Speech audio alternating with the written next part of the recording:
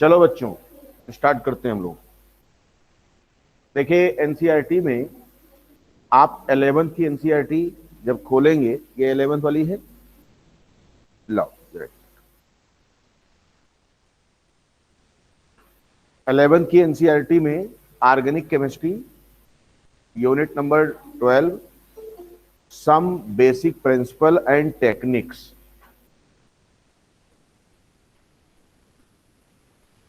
हम लोग टेक्निक भी पढ़ेंगे, लेकिन टेक्निक हम लोग बाद में पढ़ते हैं इसकी। इसी जब जीओसी खत्म कर लेंगे तब इसकी टेक्निक देखेंगे। टेक्निक से भी क्वेश्चन आने के पर्याप्त चांस होते हैं। देखिए, पहले यूनिट में आपको जनरल इंट्रोडक्शन है ऑर्गेनिक कंपाउंड के बारे में। शेप्स ऑफ कार्बन कंपाउंड, ये हम लोग देखते हैं। यहाँ पर फीचर है सिग्मा पाई बॉन्ड, ये सारी चीजें स्ट्रक्चरल रिप्रेजेंटेशन है इनका। उसके बाद हम लोग यहाँ पर देखते हैं 3 डायमेंशनल रिप्रेजेंटेशन, कैसे 3D में करते हैं। क्लासिफिकेशन है इसमें। एरोमेटिक कंपाउंड, एरोमेटिसिटी कैसे पहचानेंगे। फंक्शनल ग्रुप क्या है, होमोलॉगस सीरीज है, नॉमेनक्लेचर है। नॉमेनक्लेचर, उसके बाद इसमें नॉमेनक्लेचर जबरदस्त दिया है भाई। आइसोमेराइजम भी इसी में है आपका, जो है यानी कहने का मतलब पहली यूनिट में आपका कंप्लीट जीओसी है। पहली यूनिट में कंप्लीट जीओसी है। कंप्लीट जीओसी बोले तो यहां से आपके ऑर्गेनिक केमिस्ट्री में जो भी क्वेश्चन आने हैं सब यहीं से आते हैं मैक्सिमम, ठीक है ना। यानी जनरल ऑर्गेनिक केमिस्ट्री आपका जो भी टॉपिक है, एनसीईआरटी ने जो भी हेडिंग दिया है हम उसको अपने अनुसार मॉडिफाई कर लेते हैं। उन्होंने टेक्निक और वो जोड़ा है, टेक्निक हम बाद में पढ़ेंगे। इसमें हम लोग इसको जनरल पढ़ते हैं। इसका नाम होता है जीओसी। जीओसी, ठीक है ना। जीओसी का मतलब क्या है? General organic India chemistry, general organic chemistry, ठीक है ना। जनरल ऑर्गेनिक केमिस्ट्री बहुत ही आसान यूनिट है। इससे आसान केमिस्ट्री में कुछ नहीं होता है। और केमिस्ट्री वैसे भी बहुत आसान होती है, नीट बता ही चुका है, ठीक है ना। तुम्हारा एनटीए स्कोर कितना था? परसेंटाइल पता ही नहीं है। हाँ, तुम्हारा कितना था परसेंटाइल स्कोर? 90, स्टेट नहीं ओवरऑल, ऑल इंडिया 97 रहा दीदी गए, के बाद भी नहीं हो पाया। हाँ? चलिए, ऑर्गेनिक केमिस्ट्री, चलो चलो चलो छोड़ो, अब छोड़ो यार, जो बीत गया बीत गया, उसको फाड़ के ऐसे फेंको, आगे की कहानी से हैं। अब की बार 100 के ऊपर लाओ, 100 परसेंटाइल के ऊपर।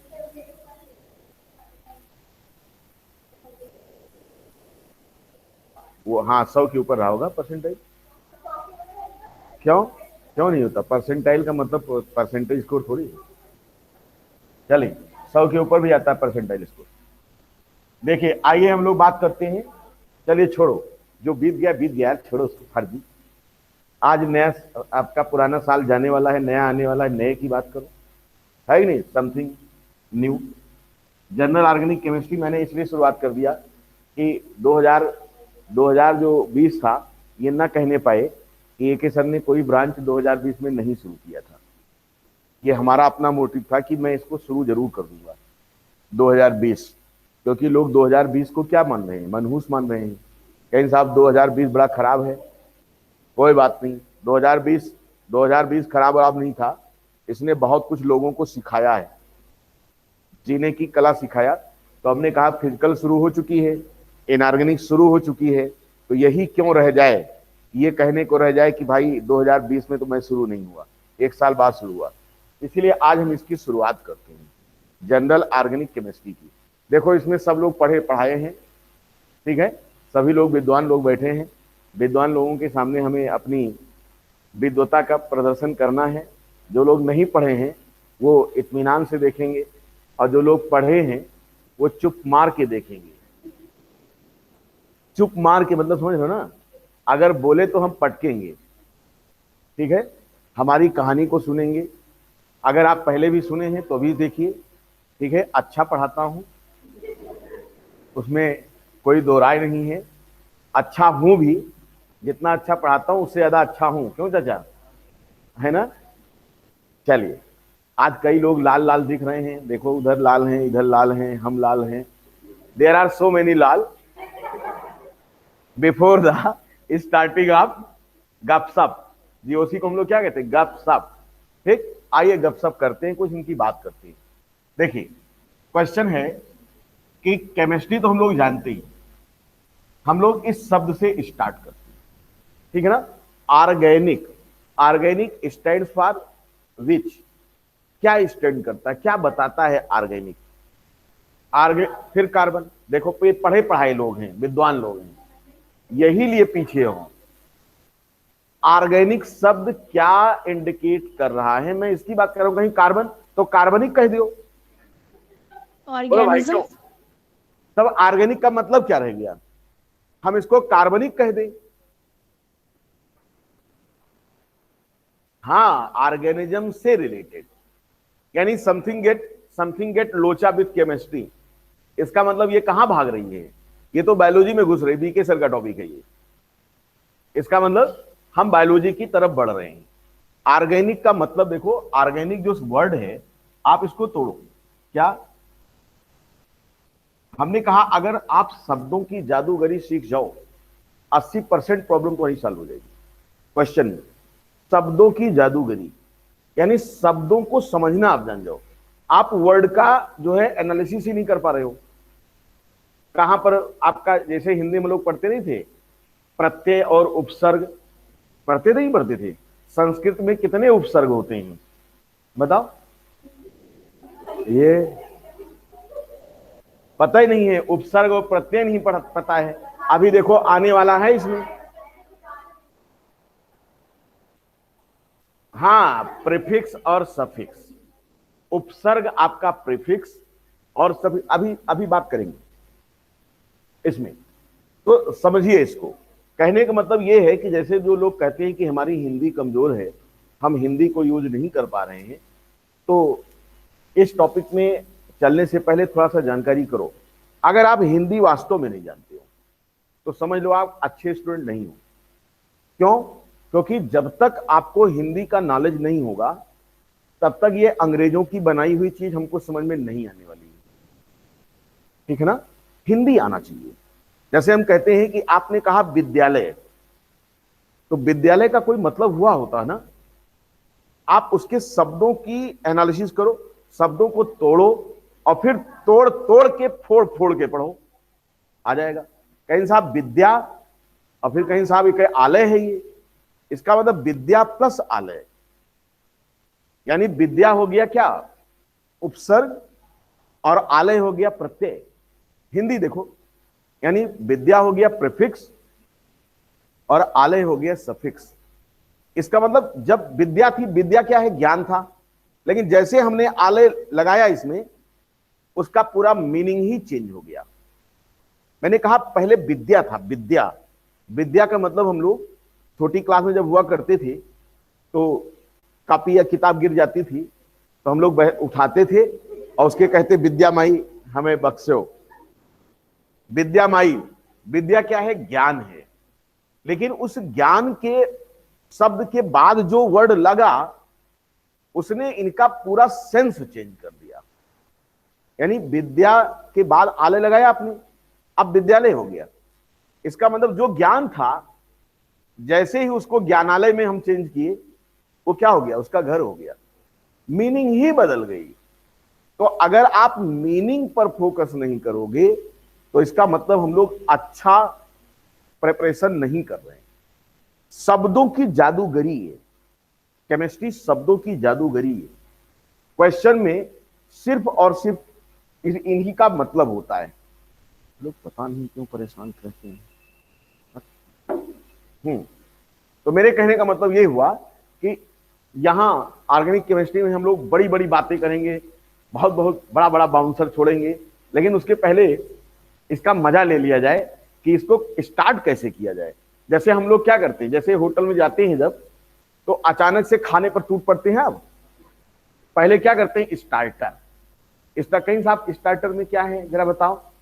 स्टार्टर क्या होता है? स्टार्टर वो चीज होता है जो आपकी भूख को बढ़ाता है।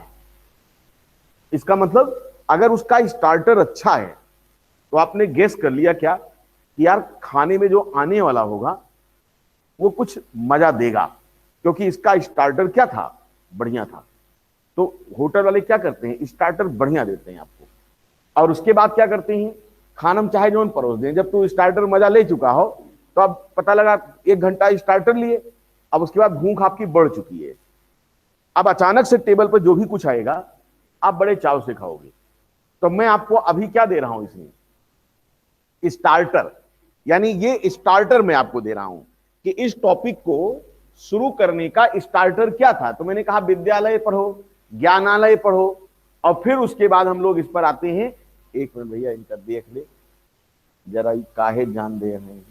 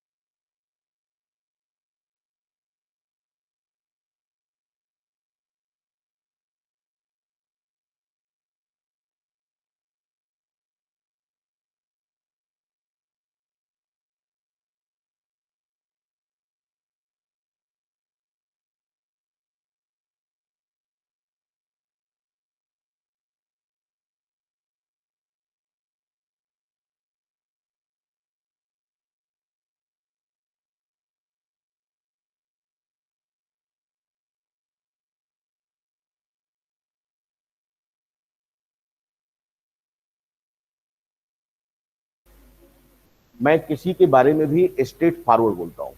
आपको अच्छा लगे बुरा लगे ये तुम्हारी मर्जी। तुम चाहो अच्छा लगे तो उसको रख लो, बुरा लगे तो फेंक दो, तुम्हारी मर्जी। हमें कोई फर्क नहीं पड़ता है। हम जैसे हैं वैसे हैं, कोई चेंज नहीं। इवन घर में भी हम लोग बोलते हैं, अपनी हमारी वाइफ भी बोला करती हैं कि आपको बोलने का तरीका नहीं आता है। हमने कहा मैं दिन भर अपने बच्चों को डांटता ही तो रहता हूं, तो आदत पड़ गई है। सुनो, झेलो थोड़ा सा, हमें भी। हाँ, तो मैं कह रहा था कि स्टार्टर में दे रहा था आपको, जिससे आपकी ऑर्गेनिक केमिस्ट्री के लिए भूख बढ़े। यानी यहां पर हम लोग कुछ करने चल रहे हैं, यानी हमने 10-15 मिनट आपके लिए बकबक में निकाल दिया। निकाला? जो ऑनलाइन जुड़े होंगे वो गाली भी दे रहे होंगे कि साहब क्या कर रहे हैं। चलिए, हाँ क्या कह रहे हैं, देखो आइए चलते हैं।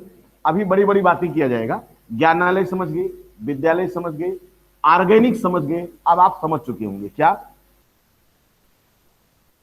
दिस वर्ड इंडिकेट्स ऑर्गेनिज्म या ऑर्गेनिज्म, ठीक है ना, जिसका मतलब क्या होता है, विच मीन्स क्या, लिविंग सब्सटेंसेस। क्लियर? इसका मतलब ऑर्गेनिक जो शब्द था वो ऑर्गेनिज्म को इंडिकेट करता है, और जिसका मतलब होता है लिविंग सब्सटेंस। इसका मतलब ये होता है कि लिविंग सब्सटेंस का जो बेसिक होगा, जिसको हम लोग उसका क्या बोलते होंगे, फिजिकल बेसिस ऑफ लाइफ, वो किसका बना होगा, वो ऐसे मॉलिक्यूल का बना होगा जिसकी स्टडी हम यहां करना चाहते हैं। इसका मतलब हम लोग किसकी तरफ बढ़ना चाहते हैं, हम अपने बायोमॉलिक्यूल की तरफ बढ़ना चाहते हैं बेसिकली। यानी हम ऑर्गेनिक केमिस्ट्री में जब लेवल 1 पर होते हैं, जहां पर वैज्ञानिकों ने इसको स्टार्ट किया होगा इसकी स्टडी, तो उन्होंने कहा होगा कि साहब देखो ये सारे मॉलिक्यूल कहां मिल रहे हैं, बायोलॉजिकल सेटअप में मिल रहे हैं, इसीलिए इसका नाम क्या रख दो तुम, ऑर्गेनिक मॉलिक्यूल रख दो, जैसे बाद में क्या कह दिया गया, बायो मॉलिक्यूल। तो बेसिकली हम लोग शुरुआत में ऑर्गेनिक केमिस्ट्री की जब स्टडी करते हैं तो हमारा फोकस किस पर होता है, हमारा फोकस सिर्फ और सिर्फ बायो मॉलिक्यूल्स पर होता है, ऐसे मॉलिक्यूल जो बायोलॉजिकल सेटअप को क्या करते हो, बनाते हो, ठीक है ना, लिविंग सब्सटेंस। अब बायोलॉजिकल सेटअप में जब हम लोग चलते हैं तो फिर से हमारा क्वेश्चन ये होता है कि आप जब भी लाइफ की स्टडी करते हो, ठीक है ना, तो वहां पर आप क्या करते हो कि लाइफ की स्टडी जब हम लोग करते हैं तो हम एक फाइनली अगर चले ओरिजिन ऑफ लाइफ को देखते हुए आगे बढ़े तो हम पाते हैं एक सेल। सेल में अपने पास प्रोकैरियोट यूकैरियोट आप पढ़ते हो, वहां मुझे जाने की जरूरत नहीं, बायोलॉजी वाले पढ़ाएंगे आपको। अब मैंने ये कहा कि सेल अगर कोशिका हमारे जीवन की संरचनात्मक और क्रियात्मक इकाई है, इसका मतलब यह हुआ कि हमारे बॉडी का जो भी कुछ आउटकम आ रहा है वो क्या है, वो हमारे सेल के डिफरेंट आउटकम का इंटीग्रेशन है। इसका मतलब हम जो भी रिप्रेजेंट कर रहे हैं वो सब हमारे सेल के द्वारा रिप्रेजेंट हो रहा है छोटे लेवल पर, जिसको क्या किया गया है, इंटीग्रेट करके हमारे बॉडी के जो है फंक्शन को इंडिकेट किया गया। इसका मतलब अल्टीमेटली हम कहां पे हैं, सेल पर। और जब सेल पर हम आते हैं तो सेल में जब घुसते हैं तो हमने ये कहा कि इसमें क्या होता होगा, तो हम बोलते हैं कि इसमें प्रोटोप्लाज्म होता है। Protoplasm is the physical basis of life, यानी क्या है, जीवन का भौतिक आधार है, ठीक है ना, लाइफ का भौतिक आधार है क्या, हमारा जो प्रोटोप्लाज्म है। तो फिर अगेन क्वेश्चन ये बनता है कि प्रोटोप्लाज्म में क्या क्या आता होगा, व्हाट इज प्रोटोप्लाज्म, प्रोटोप्लाज्म में क्या क्या आता होगा। अगर आपको एक लाइन में डिफाइन करना हो तो आप सीधा सीधा बताएंगे कि प्लाज्मा मेम्ब्रेन और इसके द्वारा बाउंड जो भी इंटीरियर कंटेंट है वो सब प्रोटोप्लाज्म है।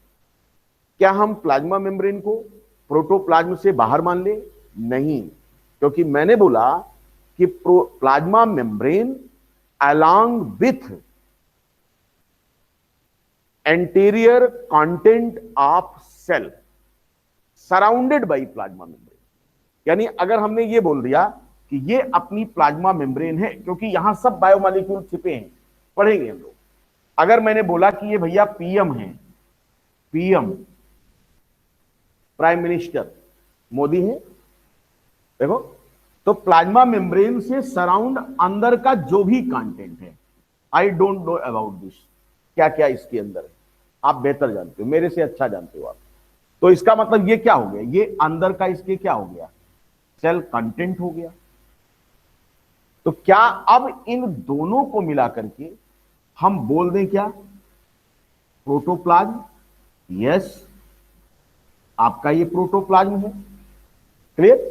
अब क्वेश्चन ये उठा कि जब आप प्रोटोप्लाज्म पर पहुंच चुके हो तो प्रोटोप्लाज्म के अंदर थोड़ा और क्लियर कर दो। आप बोलेंगे हाँ जी सर, थोड़ा सा और मजा आना चाहिए हमको, क्योंकि हम स्टार्टर दे रहे हैं आपको, यहां पे सेल से ही स्टार्ट कर रहे हैं। अब ध्यान से देखो, जब प्रोटोप्लाज्म की बात आई तो हमने कहा यार प्रोटोप्लाज्म में तो प्लाज्मा मेम्ब्रेन भी आ गया, ये भी आ गया, क्योंकि ये भी लिविंग होती है। आप कहते हो प्लाज्मा मेम्ब्रेन क्या है, लिविंग डायनेमिक मेम्ब्रेन। डायनेमिक क्यों बोला जाता है, why it is dynamic, move करता है ऐसे ऐसे,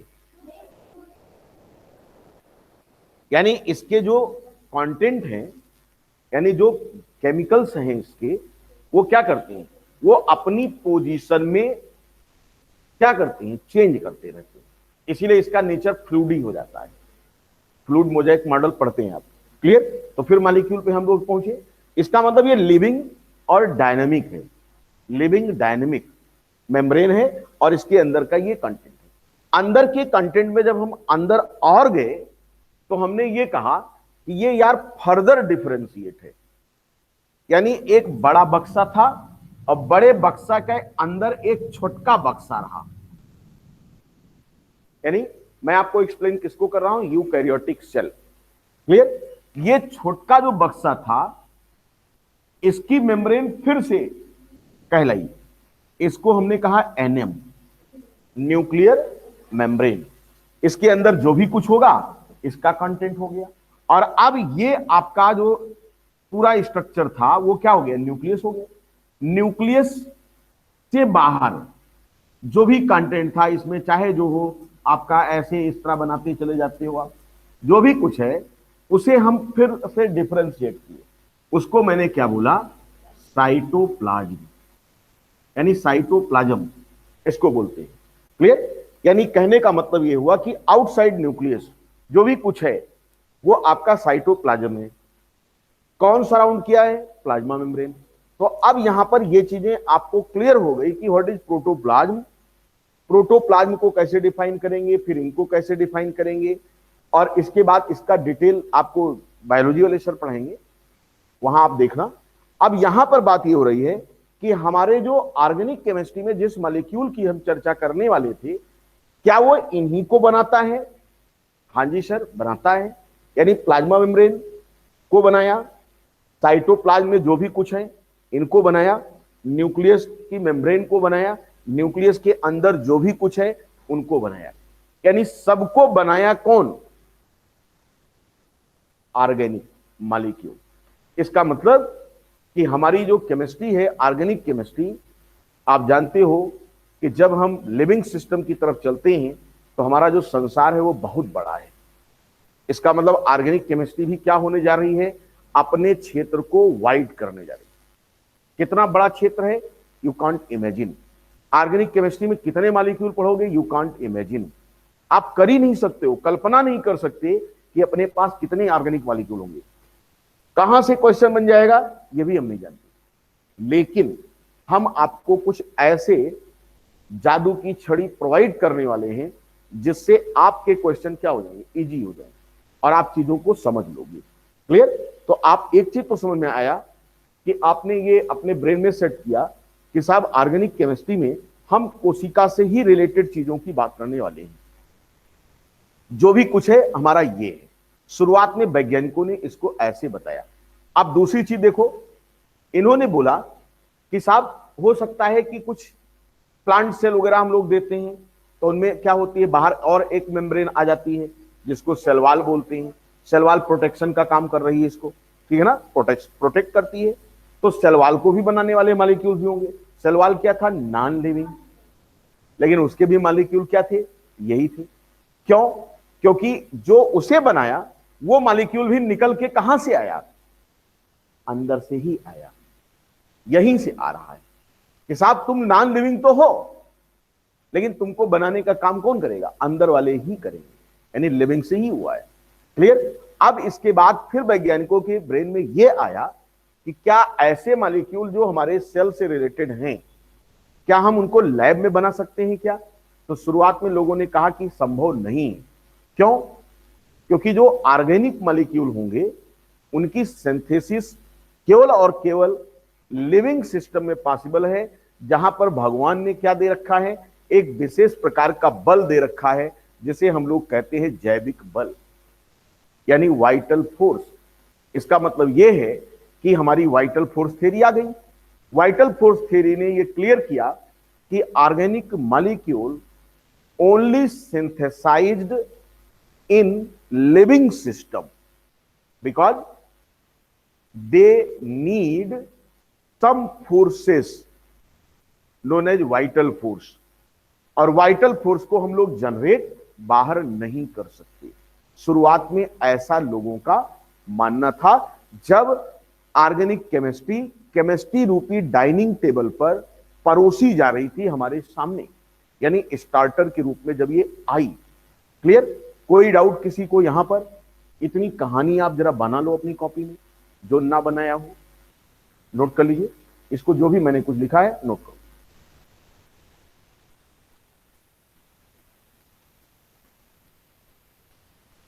इसको पढ़ने के बाद एनसीईआरटी ऐसे आपसे सॉल्व होगी जैसे कुछ है ही नहीं, हवा में सॉल्व हो जाएगी।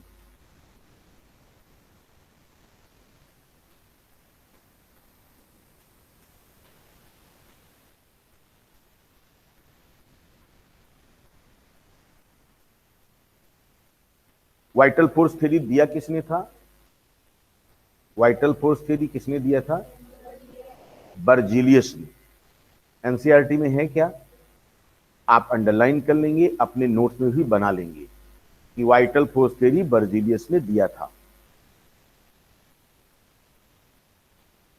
बर्जीलियस का नाम और कहां पढ़ के आए हैं हम लोग? कैटालिसिस में, कल पढ़ाया हूं। तो बर्जीलियस चर्चा कई जगह आए हैं, तो इनको आप ध्यान रखिए, एनसीईआरटी में है, अंडरलाइन करिए, अपने नोट्स में भी लिखिए। अभी आगे मैं डिस्कस करने वाला हूं। ये बन गया, चलूं आगे।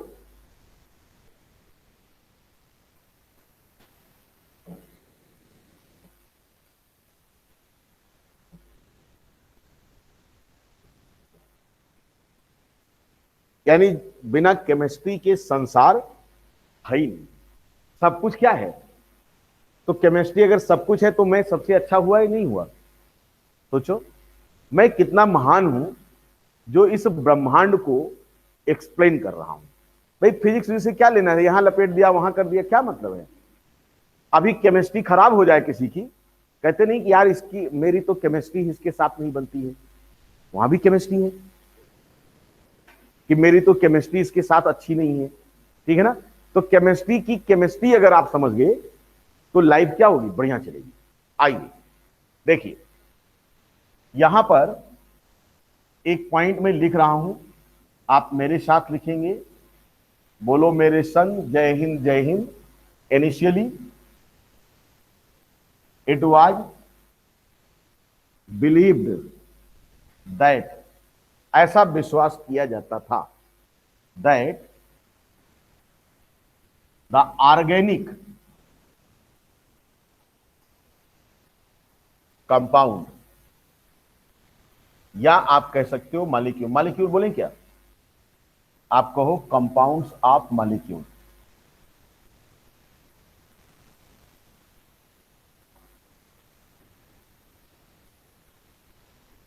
Needs some forces for their synthesis. बिल्कुल इसको अल्फाबेटिकली समझो। Synthesis that is vital force, ठीक है ना? आप देखो, vital force never can be created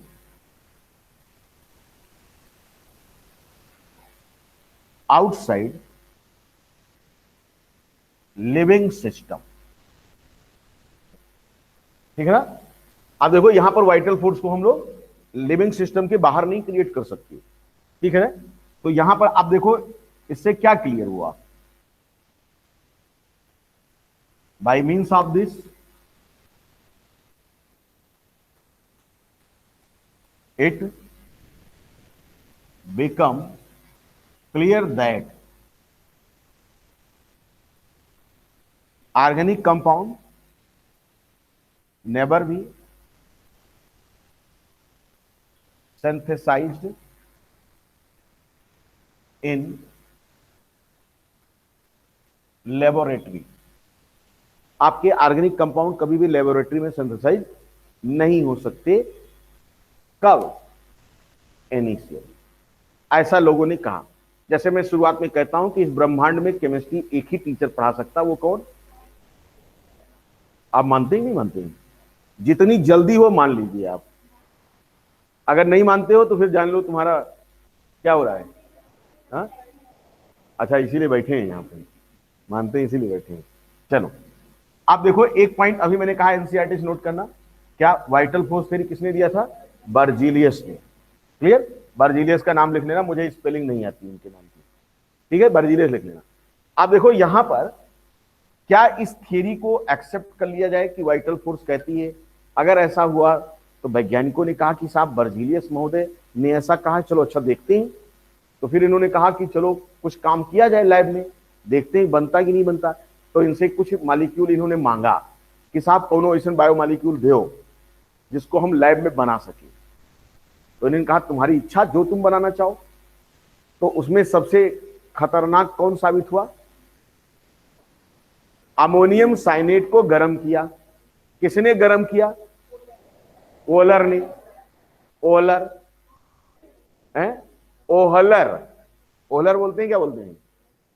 bowler, bowler नहीं, ओहलर, ठीक है ना। तो ओहलर महोदय ने क्या किया कि इनको चैलेंज किया। क्या चैलेंज किया? कि साहब तुम जो कह रहे हो वाइटल फूड्स कि उसी से बनेगा मॉलिक्यूल, ऐसा नहीं है। हम कुछ ऐसे भी बना सकते हैं जो लैब में बन सकते हैं। कहीं साहब बना के दिखाओ। कहीं ठीक है साहब। अमोनियम साइनेट को इन्होंने धड़ से गर्म कर दिया, और गर्म किया तो यूरिया की गंध आई। कहीं साहब समथिंग गेट गंधाई, कुछ गंधा रहा है। तो कहीं साहब अमोनियम साइनेट को गर्म करने से क्या बना है? यूरिया बना है। यूरिया कहां आता है? यूरिया हमारे बॉडी में कहां कहां रिप्रेजेंट होगा? अरे सूसू करने जाते हो टॉयलेट, यानी सूसू में होता नहीं होता यूरिया। तो इसका मतलब क्या है? हमारे ही सिस्टम से बन के आ रहा है यूरिया। तो कहीं साहब बायोलॉजिकल सिस्टम से बन के आ रहा है कौन? यूरिया। इसका मतलब यूरिया तो क्या हो गया? ऑर्गेनिक कंपाउंड हो गया, और हमारे लैब में भी बना दिया मैंने। तो इसका मतलब ये वाला जो कंसेप्ट था वाइटल फोर्स थ्योरी का, ये कंसेप्ट फेल हो गया। कहीं साहब तू अपने घरे जाओ, तो गलत कहा तो, क्योंकि देखो बोलर साहब बना दी यूरिया, और यूरिया कहां होती है हम लोग सब जानते हैं, ठीक है ना। तो यहां पर आप एक पॉइंट लिख लें, लिखिए, after the synthesis of urea in lab, after the synthesis of urea in lab,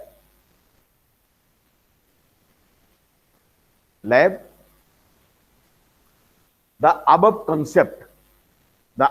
concept of vital force theory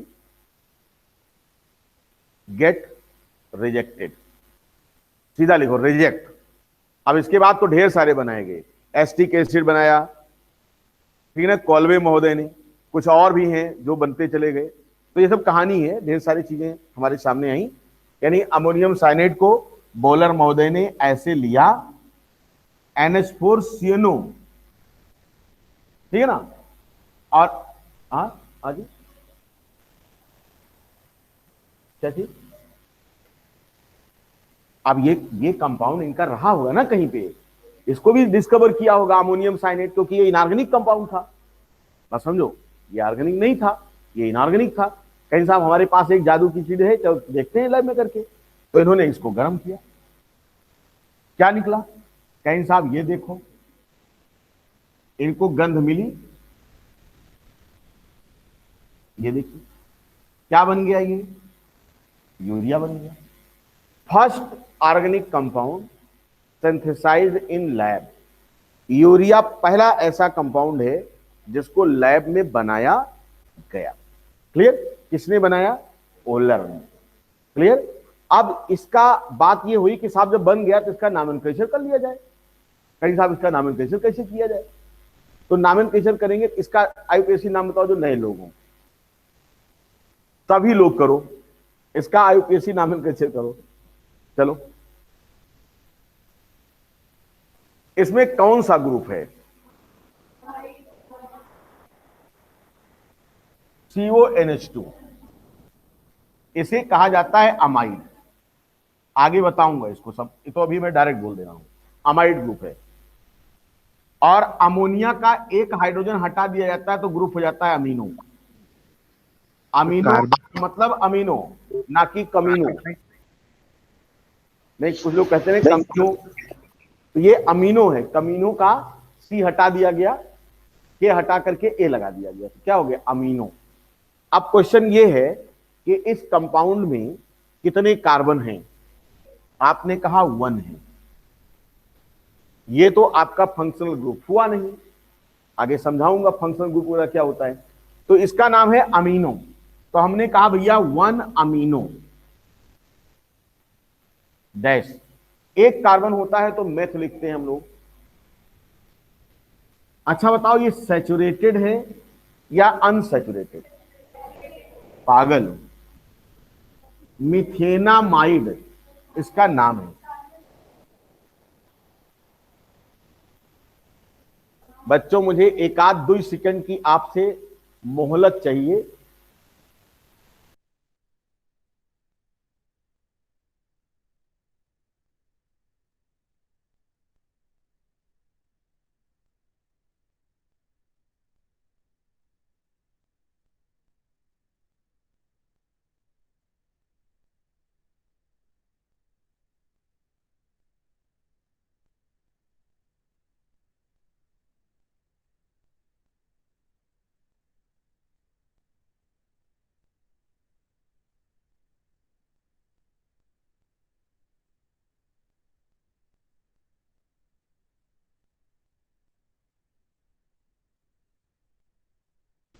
हाँ भाई, तो ये इसका आईयूपीएसी नाम समझ में आया आपको?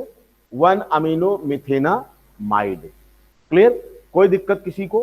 कैसे नामेनक्लेचर किया? नए लोग घबराएंगे, सब आएगा धीरे धीरे। अभी तो ये स्टार्टर है। ठीक है, आइए चलते हैं। और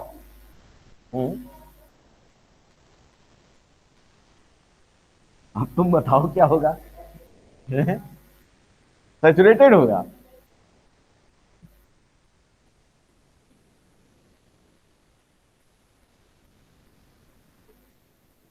बच्चों, यूरिया सैचुरेटेड होगा कि अनसैचुरेटेड होगा? कौन बताएगा?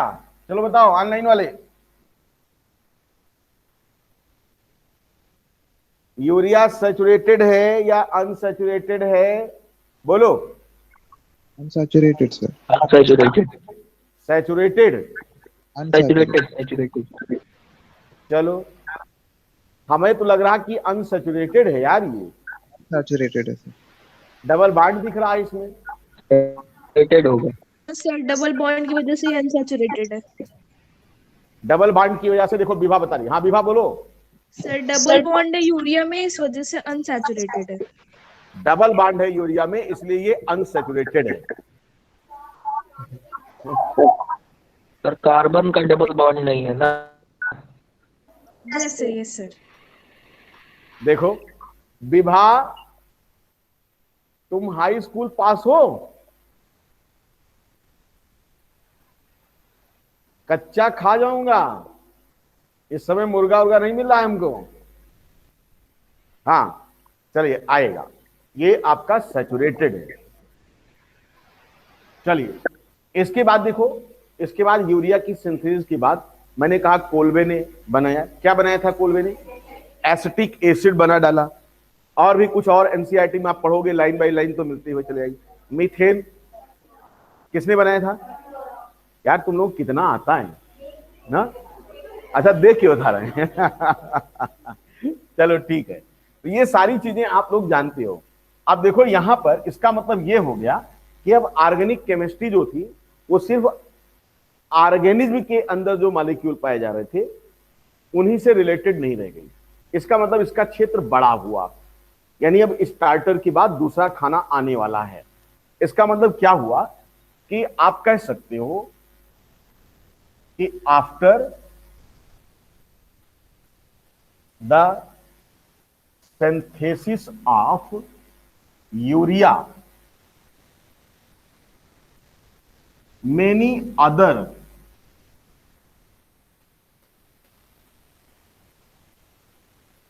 organic compounds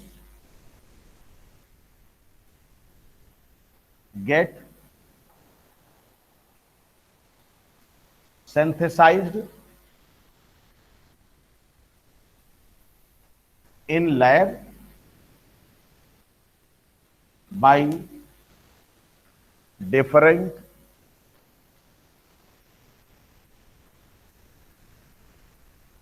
scientists like acetic acid, जिसका फार्मूला क्या था? By Kolbe. जब कोल्बे कहें तो ये मत कहिएगा बोलवे। जैसे कहते हैं कोल्बे, कहीं साहब बोलवे, तो ये मत कहिएगा कोल्वे के बाद बोलवे, हाँ कोल्वे। हेंस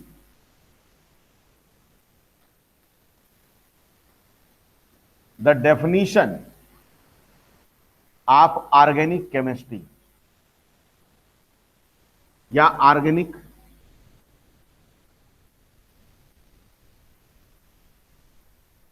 चलो ठीक है ऑर्गेनिक केमिस्ट्री कर लो, गेट चेंज, ठीक है ना। क्या चेंज होके आया बताओ। अब आपने कहा ब्रांच ऑफ, किसकी branch, chemistry, which deals with the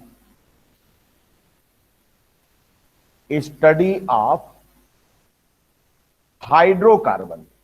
ये देखो हाइड्रोकार्बन, ठीक है ना।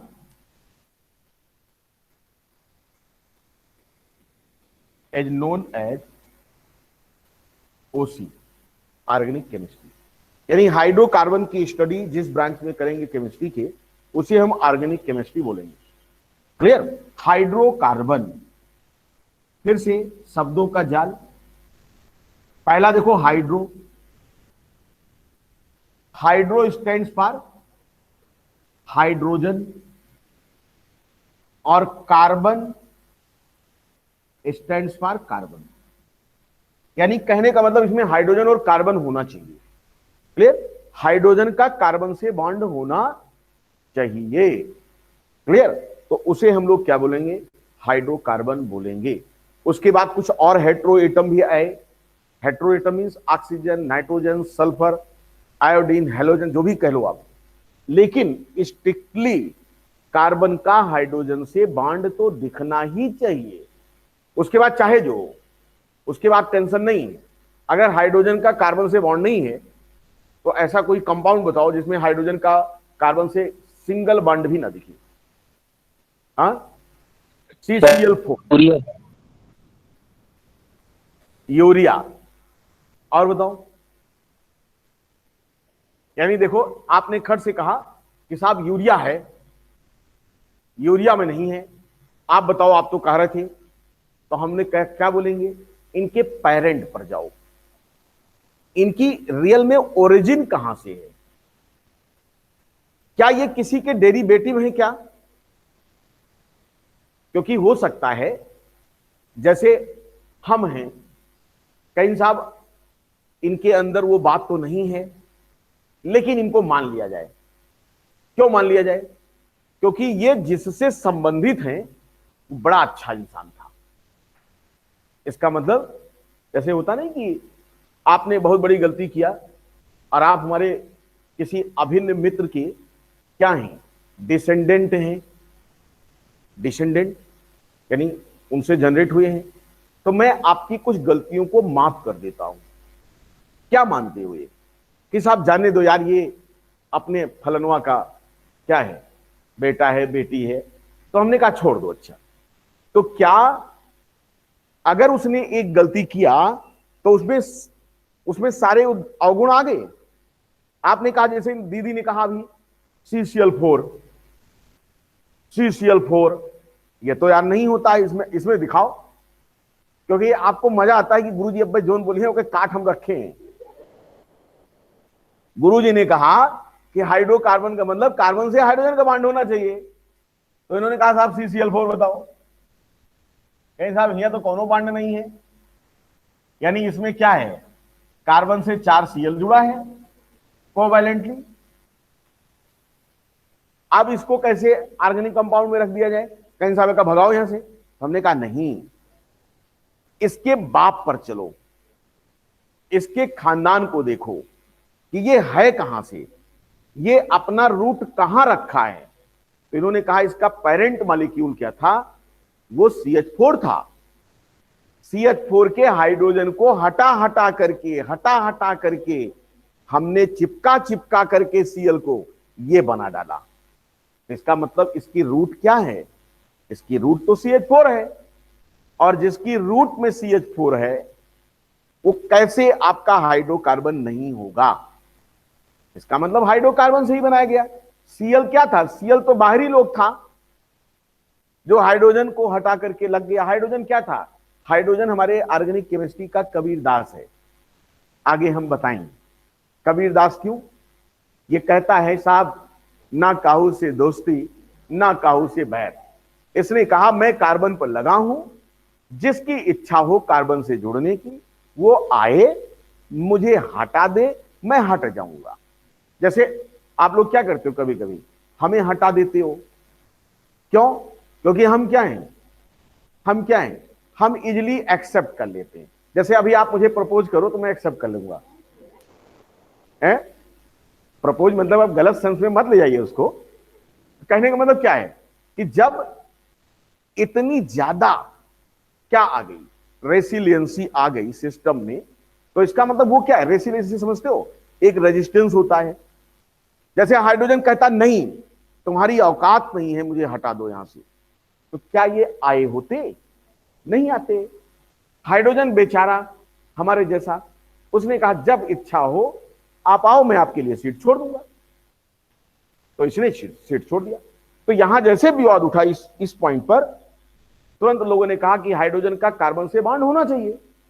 कहीं साहब नहीं है, कहीं साहब पीछे चलो और बैक में चलो, इनके पूर्वज पे चलो, कहीं साहब CH4, कहीं साहब देखो है कि नहीं है। तो अगर ये गलती से आ गए हैं, मां बाप की गलती से कभी कभी कुछ लोग आ जाते हैं, तो इसका मतलब क्या हो गया? ये क्या है? क्या उस मां बाप की संतान न मानी जाए? मानी जाएगी, क्योंकि कोर्ट ने कहा कि साहब, अभी देखो एक विवाद कोई एनडी तिवारी सालों नहीं हुआ था। एनडी तिवारी के देखो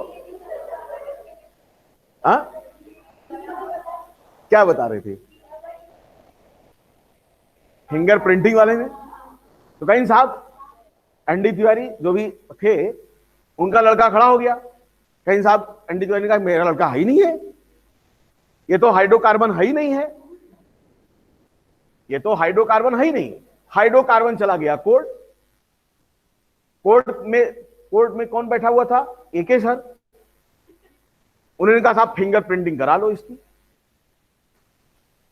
हमने कहा बैक में चलो, मैचिंग हो गई। इसका मतलब ये CH4 का बच्चा था, CH4 हाइड्रोकार्बन था, ये आपका बन गया। कहीं साहब यूरिया को प्रूव करो, यूरिया में कहीं पर भी कार्बन का हाइड्रोजन से बॉन्ड नहीं है, हाइड्रोकार्बन काहे माने? आपकी क्यों माने? जैसे कहते नहीं बच्चे अक्सर कहते हैं कि अपने बाप की मानते नहीं, तुम्हारी मान ले। आपको मेरी मानना पड़ेगा। क्यों? क्योंकि मैं प्रूव करूंगा। कैसे? इन्होंने कहा कि साहब ये NH2CO NH2 है। कहीं साहब ठीक है, कोई दिक्कत नहीं। कहीं साहब ये हाइड्रोकार्बन नहीं हो सकता। हमने कहा एक पीढ़ी पीछे चलो, इनको हटाओ, यहां कोई ना कोई लगा था। हमने कहा कि इसका जो पेरेंट था, एक स्टेप पीछे गए तो हमें ये मिल गया। कहीं साहब अभी भी बात नहीं बनी। कहीं साहब ये पीढ़ी खानदान और नीचे चलो, इनको भी हटाओ क्योंकि ये सब इनऑर्गेनिक सिस्टम से आए थे। कहीं साहब इनका जैसे हटोगो भैया आए नहीं है। क्या है ये आपका पहला मेंबर है एसिड का, जिसको मैंने कहा फार्मिक एसिड, फार्मल, ठीक है ना? फार्मिक एसिड पहला एसिड था। इसका मतलब कि भैया इनके पीछे छिपा कौन है? छिपा संसार ये। अब यहां पर देखो क्या कहा कि साहब हाइड्रोजन था सबसे पहले। जैसे NH3 आया, NH3 क्या था? Inorganic molecule. NH3 ने कहा कि मेरे को ऑर्गेनिक सिस्टम से जुड़ना है क्योंकि ऑर्गेनिक वाले लोग अच्छे लगते हैं। तो NH3 जुड़ गया, OH को हटाया और जुड़ गया। तो कहीं साहब NH3 तुम ऐसे तो नहीं जुड़ोगे, अगर मैं अपना OH बलिदान कर रहा हूं तो तुम्हें भी कुछ खोना पड़ेगा। उन्होंने कहा का खोए हम? कहीं साहब कुछ तो निकालो। कहीं साहब ये छटा देते हैं। तो कहीं साहब ये छटा करके NH2 के रूप में देखो भैया कहां आ गए, भैया कहां गए? भैया ये आए। क्लियर? ये लग गया। उसके बाद कहीं साहब अभी भी बात नहीं बन रही, अभी कुछ और चाहिए। कहीं साहब चलो अच्छा ठीक है। अब फिर से क्या हुआ, उन्होंने कहा यच को हटा दो। इसका मतलब यच क्या था, यच ईमानदार व्यक्ति था। इसने क्या कहा, जब कुछ ना हटे तो हमें हटा देना। इसका मतलब क्या हो गया कि अब आपके ब्रेन में एक फाउंडेशन जनरेट हो गया होगा कि हाइड्रोकार्बन में निश्चित तौर पर कार्बन का हाइड्रोजन से बॉन्ड होना तय है। अगर प्रेजेंट मॉलिक्यूल में नहीं है तो इसका मतलब ये प्रेजेंट मॉलिक्यूल रियल में हो ही नहीं सकता। इसका मतलब इसका रूट कहीं है। इसका खानदान पता करो, क्योंकि अगर ये चैलेंज कर रहा है कि मैं ऑर्गेनिक कंपाउंड हूं तो इसके खानदान को पता करना जरूरी है। और जब इसका खानदान पता किया तो हमने कहा खानदान में तो ऐसी बातें थी, अब संतान में नहीं आए, संतान लाखेरा हो गया। लेकिन इनके बप्पा तो थे, तो बप्पा थे तो इसका मतलब इनके पास वो 23 गुणसूत्र तो होगा ही होगा, बस कुछ मॉडिफिकेशन आ गया due to mutation, due to environmental change. Environment change कैसे हुआ इनका, अमोनिया मिला, अमोनिया इनसे कहा कि साहब ये सब फर्जी है, काहे बैठाए हो इनको, हटाओ, हम देखो बढ़िया अच्छा लग रहे हैं, हमें जोड़ लो। जैसे आप हमारे को जोड़ लिए अपने से, क्योंकि हम आपको अच्छा लग रहे थे, आपने मेरे को अपने से लिंक कर लिया। लेकिन आपसे पहले भी कोई लिंक रहा होगा। कौन लिंक था, आपका इंटरमीडिएट का टीचर लिंक था, उसके पहले और भी लिंक थे, लेकिन आपने सबको क्या कर दिया, हटाया। लेकिन जब हम आपको पता करना शुरू किए कि आपका रूट है कहां, तो मैं धीरे धीरे करके प्राइमरी गया, प्राइमरी से फिर और नीचे गया, और फिर अल्टीमेटली हम आपके किस पर पहुंच गए, आपके माता पिता पर, क्योंकि पहला गुरु कौन है, माता पिता है। फिर उसको हटा हटा करके एक के सर जुड़ गए हैं। अब जब आप एमबीबीएस में सिलेक्ट हो जाओगे, आईआईटी में सिलेक्ट हो जाओगे, तो आपसे जो बॉन्डिंग मेरी थी वो कैच, उसके बाद क्या आ जाएगा, नया। क्यों, क्योंकि हो सकता है मेरे से भी स्मार्ट कोई टीचर मिल जाए, वो जुड़ जाएगा आपसे। लेकिन आपका रूट कहां है, आप पर कितने लोग जुड़े थे, वन बाई वन जब पीछे चलोगे तो आप अल्टीमेटली उस लाइन पर पहुंच जाओगे जहां पर हमारी ये डेफिनेशन एग्जिस्ट कर रही है। इसका मतलब डेफिनेशन में कोई डाउट है, हाइड्रोकार्बन की ही स्टडी हम लोग करने वाले हैं, बाकी इसमें कुछ नहीं करने वाले। यानी इतने देर की क्लास में हमने सिर्फ और सिर्फ आपको क्या समझाया कि हाइड्रोकार्बन है क्या रियल, यानी हम हाइड्रोकार्बन तक पहुंचेंगे कैसे।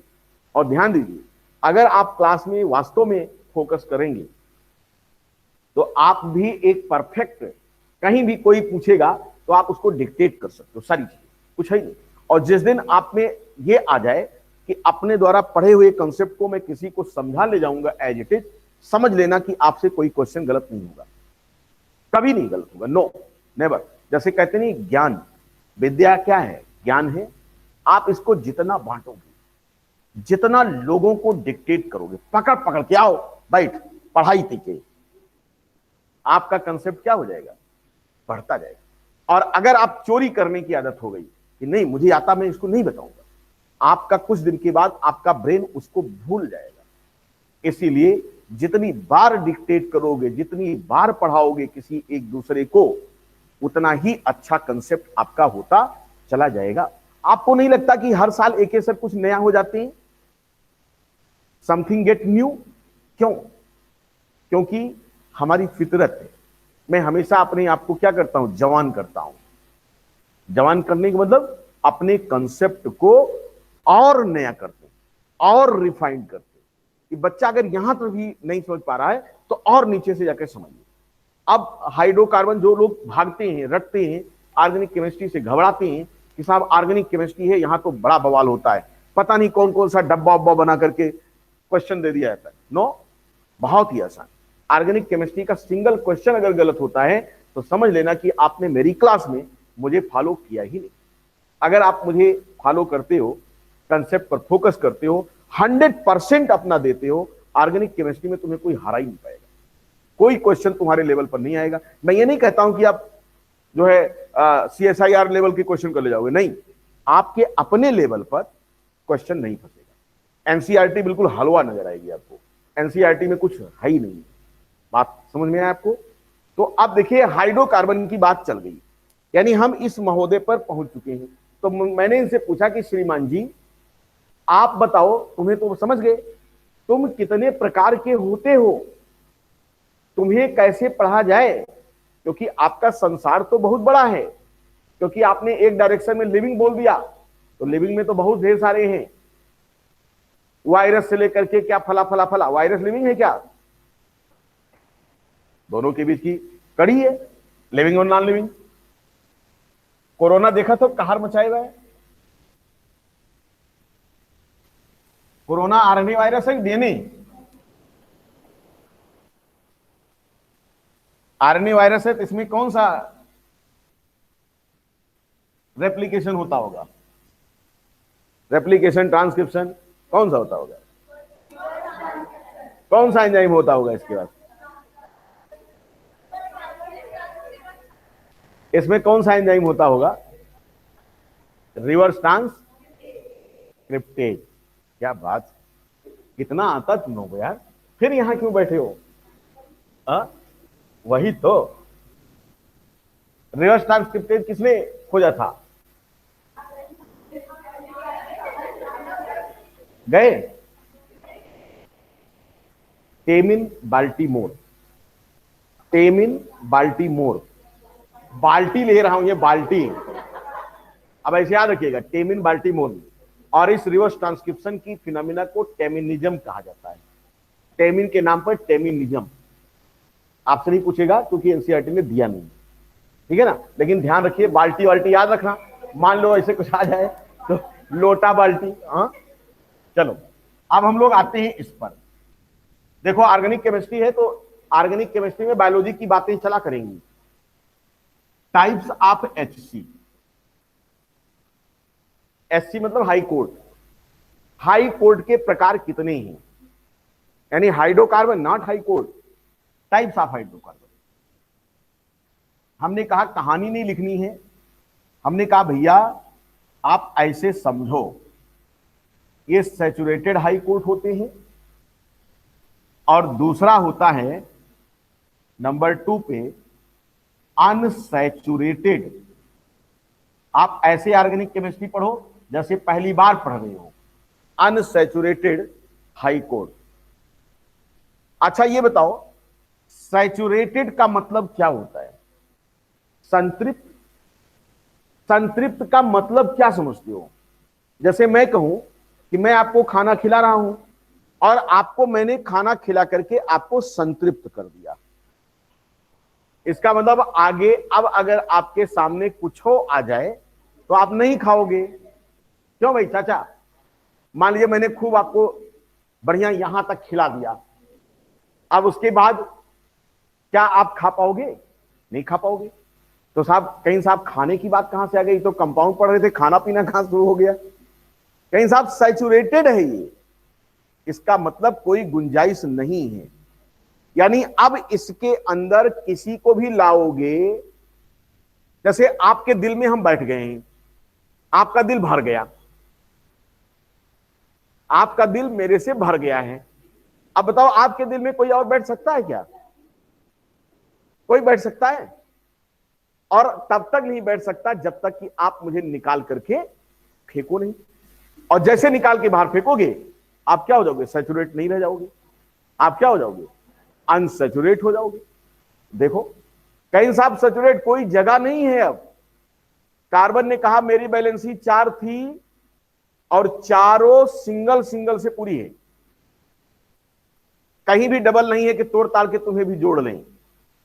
इसका मतलब ऐसे कंपाउंड जिसमें कार्बन और कार्बन, शब्दों पर ध्यान दीजिए, कार्बन और कार्बन के बीच सिर्फ और सिर्फ सिंगल बॉन्ड। अभी आपको लग रहा होगा बहुत बेसिक चल रहा है, लेकिन बेसिक ही धीरे धीरे करके क्या हो जाएगा? कॉम्प्लेक्स हो जाएगा। इसीलिए चीजों को बिल्कुल सिंप्लीफाइड वे में समझिए। यानी यहां पर हमने कहा कि भैया सब सैचुरेट है, ऐसे चल रहा है, कुछ भी तुम कर लो, सब ऐसे हैं, सब सिंगल हैं, कहीं कुछ नहीं। ये देखो कार्बन की बैलेंसी 4 होती, सब पूरा कंप्लीट ऐसे चल रहा है। क्लियर? हमने कहा ये तो सैचुरेटेड है। अब तो आप यहां किसी को जोड़ नहीं सकते। आप कहेंगे साहब अभी तो कुछ जोड़ लें, तो सब खाली है। खाली नहीं, कभी कभी कुछ चीजें होती हैं जो दिखती नहीं लेकिन होती हैं। इसका मतलब क्या है? कि यहां पर अंडरस्टूड है कि इसका भाई होगा। इसका भाई कौन है? जिसका कोई नहीं उसका खुदा होता है। और कार्बन की बैलेंसी को पूरा करने के लिए कार्बन का खुदा कौन है? हाइड्रोजन है। जहां कार्बन की बैलेंसी ना पूरी हो, हाइड्रोजन चिपका दो। हाइड्रोजन क्या है? हाइड्रोजन, मैं जब आपको मोल कंसेप्ट पढ़ा रहा था तो मैंने कहा था कि हाइड्रोजन क्या है? चिपकू टाइप का एलिमेंट है। चिपकू मतलब चिपक जाता है, छोड़ता ही नहीं, यानी अकेले तो रहना पसंद ही नहीं करता, जैसे मैं अकेले कभी नहीं रह पाता। चिपकू, अब आप मुझे चिपकू थोड़ी बोलेंगे यार। चलो, तो हाइड्रोजन में क्या है? चिपकू। इनको खाली देखा कहीं साहब हम हैं, चिंता मत करना, गाना गाएगा किसका है तुमको इंतजार मैं हूं ना। हाइड्रोजन ने कार्बन से कहा मैं हूं ना, यानी यहां सब हाइड्रोजन जोड़ सकते हो। अब यहां पर आओ, यहां क्या बात है? इन्होंने कहा कि अगर कहीं भी स्ट्रक्चर में ये दिख जाए, कहीं भी स्ट्रक्चर में ये दिख जाए, तो समझ लेना कि ये अनसैचुरेटेड हो गया। Is it clear? कोई डाउट किसी को?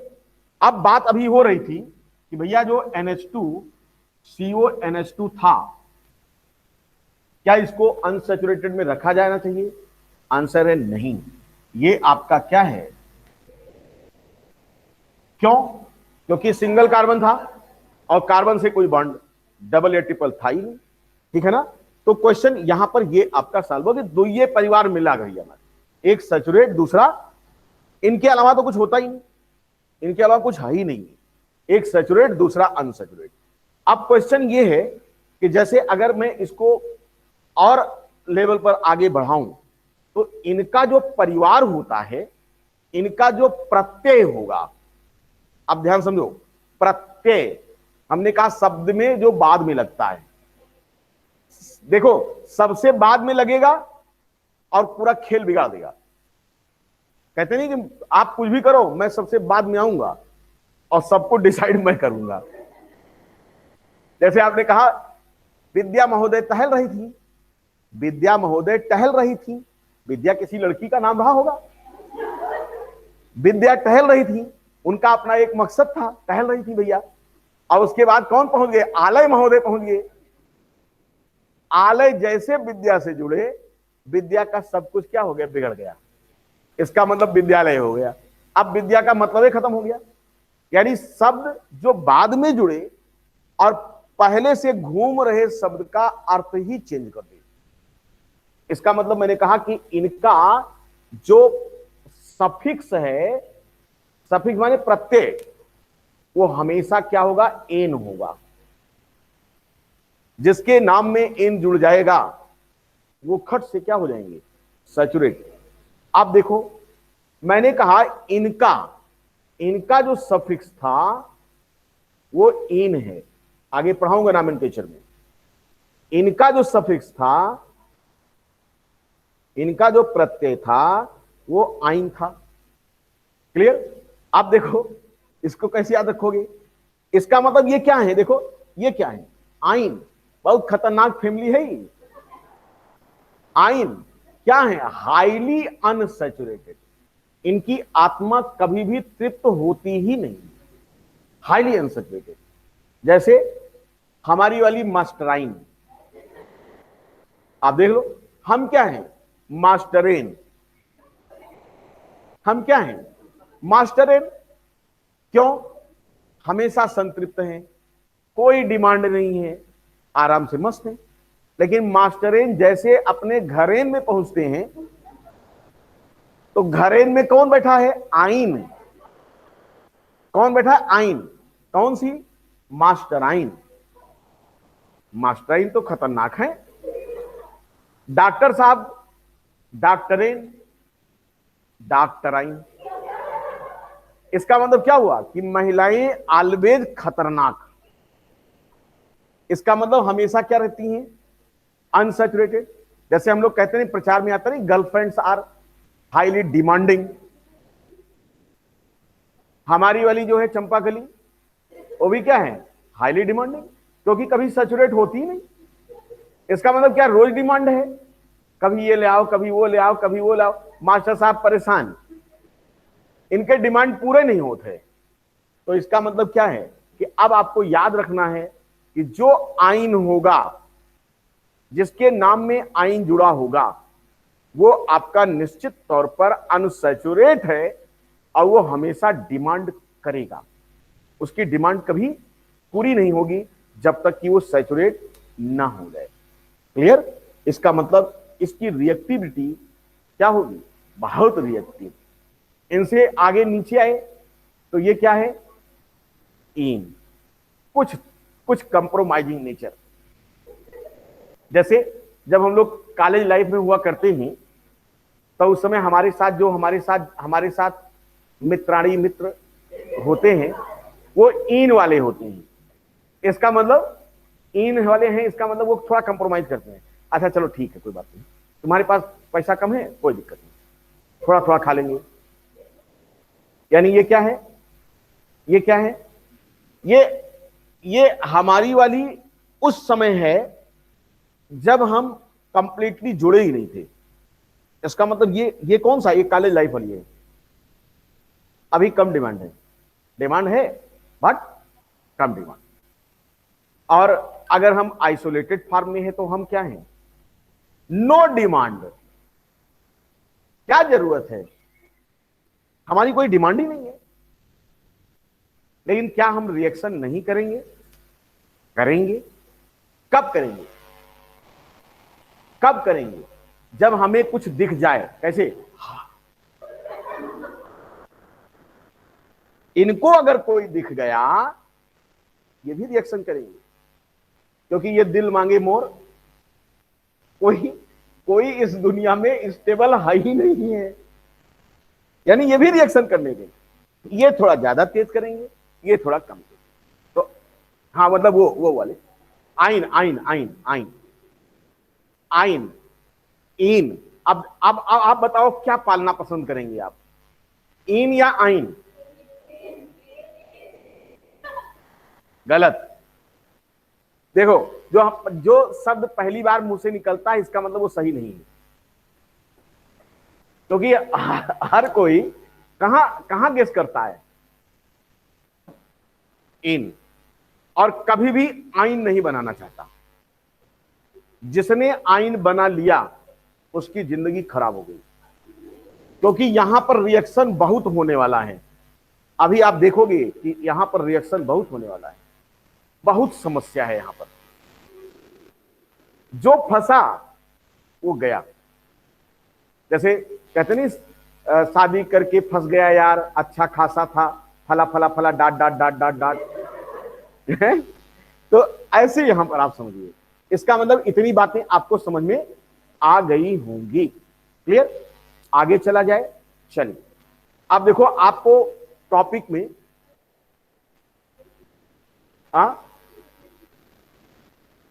रिएक्टिविटी क्या अब काहे भूलेगी? बहुत रिएक्टिव होते हैं, बहुत खतरनाक हैं। मैं अपनी वाइफ को रोज बोलता हूं कि भैया तू आइन वाले हो, बहुत खतरनाक हो, बच के रहे हम। ठीक है ना? तो अब आपको इसमें रिएक्टिविटी का ऑर्डर कभी नहीं भूलना चाहिए। हाईली रिएक्टिव, उससे लेस रिएक्टिव, उससे और लीस्ट रिएक्टिव। लेकिन मैंने ये नहीं कहा कि रिएक्टिव होगा ही नहीं, क्योंकि मैंने कहा कि दिल तो धड़केगा ही। इसका भी दिल धड़कता है। कोई मैदान में दिख गया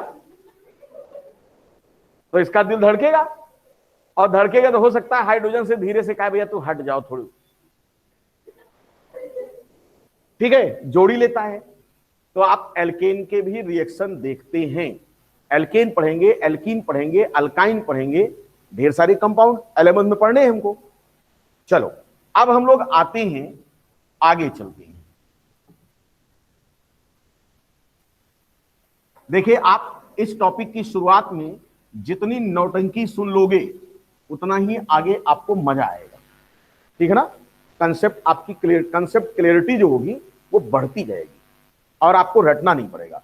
अब देखिए, जब बात ये आई कि ये हाइड्रोकार्बन हो गए, तो ये हुआ कि हाइड्रोकार्बन के नंबर क्या लिमिटेड है क्या? क्योंकि सर ने तो बताया एन होता है, इन होता है, इन होता है। हमने कहा नहीं, इसके लिमिटेड नंबर नहीं। आप कितना गिनती कर सकते हो, आप काउंट ही नहीं कर सकते। कितने कंपाउंड है काउंट नहीं कर सकते। और ये इतने ज्यादा कंपाउंड आए क्यों? तो उस पर हमारे नीट भैया ने एक क्वेश्चन बना दिया कि जो ऑर्गेनिक कंपाउंड है इनके नंबर इतने ज्यादा क्यों हुए, कौन सी ऐसी पावर थी जिससे इतने कंपाउंड जनरेट हो गए। कहीं साहब लालू यादव वाली पावर रही होगी, हाँ, लालू यादव वाली पावर। इसका मतलब क्या है कि आप पढ़ते हो, जब आप पढ़ते हो वहां पर स्ट्रगल फॉर एग्जिस्टेंस, डार्विन का कंसेप्ट पढ़ते हैं आप लोग। डार्विन ने क्या कहा था कि हर एक इंडिविजुअल के पास असीमित पावर है, असीमित पावर है अपने समान ऑफस्प्रिंग को प्रोड्यूस करने की। यानी अगर और लालू यादव डार्विन के कंसेप्ट पढ़े रहे, फौज खड़ी करना शुरू कर दिया उन्होंने, फौज खड़ी करके बच्चों को बता दिया स्ट्रगल फॉर एग्जिस्टेंस, अब जाओ तू झेलो कि समाज में कैसे आप स्टेबल करेंगे।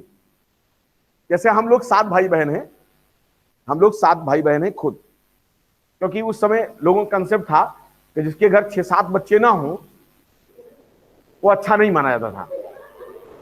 हमारे पिताजी माताजी भी डार्विन का कंसेप्ट पढ़े रहे होंगे।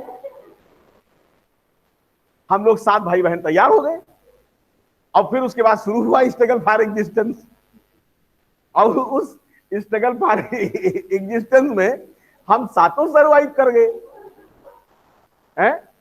तो कहने का मतलब ये है कि यहां पर मैं आपको ये बता रहा था कि स्ट्रगल फॉर एग्जिस्टेंस यानी जब इंडिविजुअल के पास असीमित पावर है अपने सामान जनरेट करने की, तो भैया कार्बन से पूछा गया, क्योंकि रूट तो कार्बन ही था।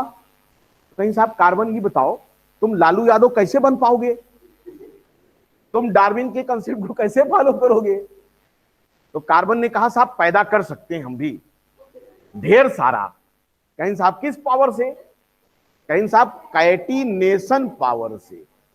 एक क्वेश्चन सॉल्व हुआ क्या कि कार्बन के पास कैटिनेशन की प्रॉपर्टी होती है। कैटिनेशन को हिंदी में कहते हैं श्रृंखला निर्माण, श्रृंखला निर्माण, chain formation, self linking.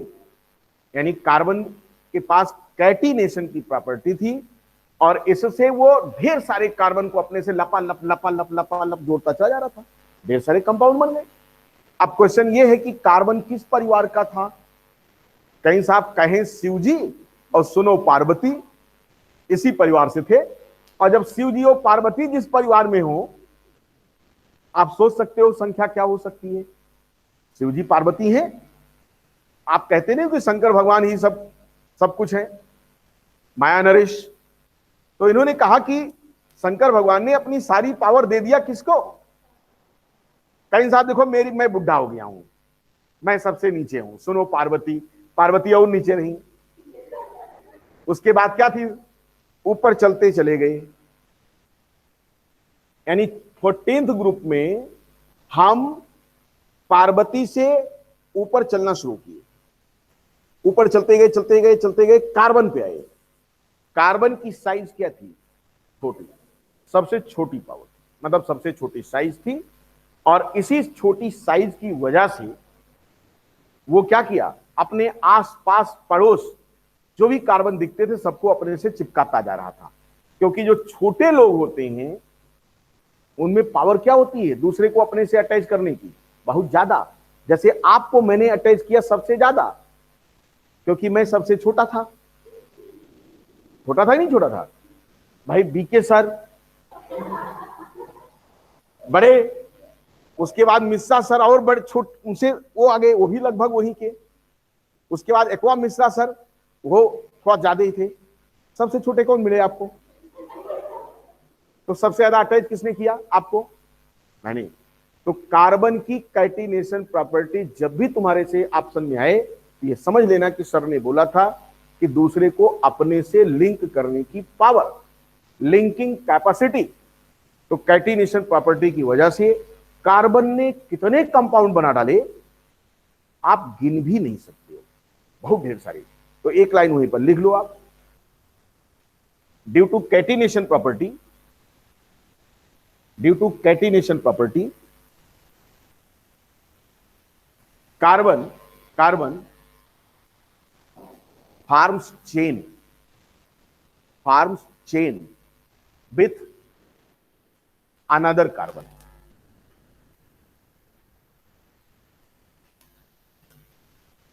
Another carbon and produce large number of HC.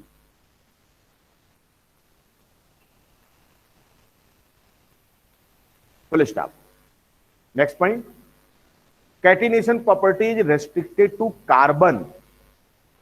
Catenation property is restricted, प्रतिबंधित था, restricted to carbon only of their family due to small size.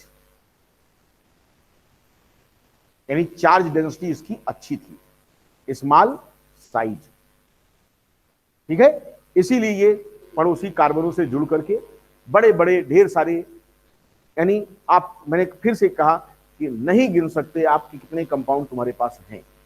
तो इतनी भूमिका समझ में आई आपको, कैटिनेशन तक पहुंच चुके हम लोग।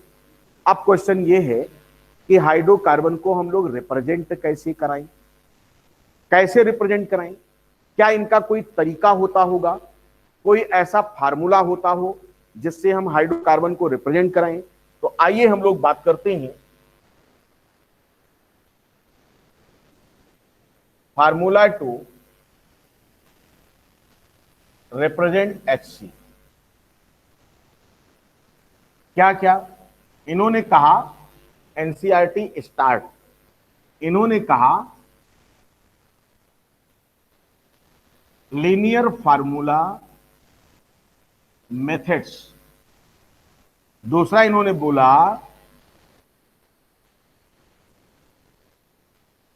Skeletal formula methods. अगला इन्होंने बोला कंडेंस्ड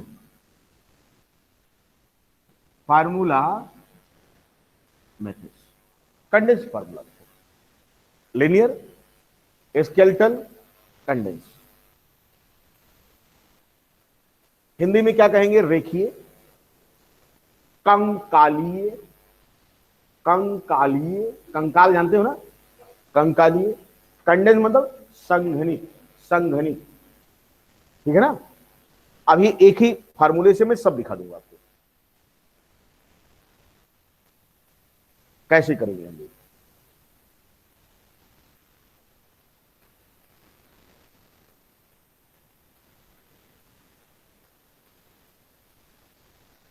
इलेवेंथ क्लास से कौन कौन जुड़ा है इस क्लास में, वो अपना नाम लेके बोले फटाफट। सर अंश।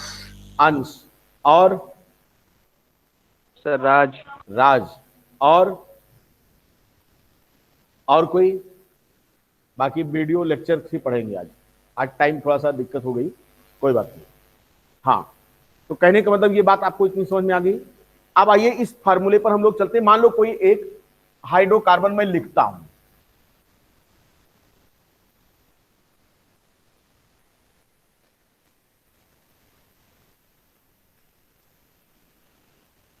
देखो मान लीजिए कि हमने ये लिख दिया,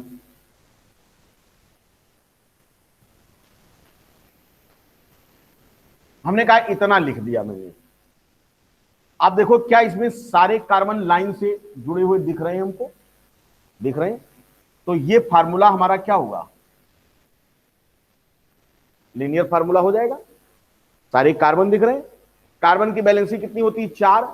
इसके 4 हाथ हैं और 4 हाथ से किसको पकड़ता है? हाइड्रोजन को। यानी अगर मैं इसको एक्सपेंड करूं यहां पर, तो इससे ये 3 हाइड्रोजन जुड़ा है और इस कार्बन ने ये सिंगल बॉन्ड बनाया, इससे ये बना लिया है, इससे ये बना लिया है, इससे कितने कार्बन लिखा मैंने? 2 2 4 1 5 3, एक और जोड़ो क्या बच्चों ये सब समझ में आ रहा है? हालांकि बेसिक क्लास है ये है आपका, ये लीनियर फार्मूला है। मैंने कहा यार इससे काम नहीं बनना है, इसको और ट्रांसफर करो। इसको हम ले जा रहे हैं स्केलेटल फार्मूले में। स्केलेटल फार्मूले में ना कार्बन दिखेगा ना हाइड्रोजन दिखेगा, बाकी जो होगा दिखेगा। यानी जो मेन था कार्बन और हाइड्रोजन वो गायब हो जाना चाहिए। मोगेम्बो खुश हुआ, मोगेम्बो खुश हुआ। मैं आपको कहां ले जाना चाहता हूं? मोगेम्बो खुश हुआ कौन से पिक्चर में ले जाना चाहता हूं? Mister India. उसमें कौन सा हीरो था? अमरीश पुरी हीरो है।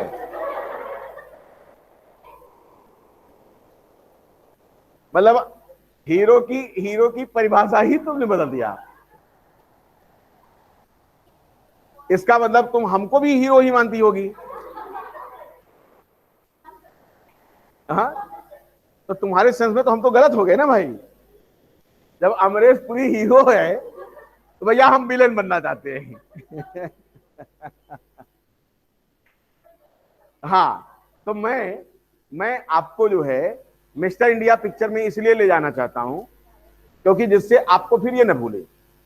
जैसे वो अपने उस पिक्चर में जो अमरीश पुरी था, वो अपने जहां बैठता था उसके सामने क्या बनवा रखा था? टैंक था।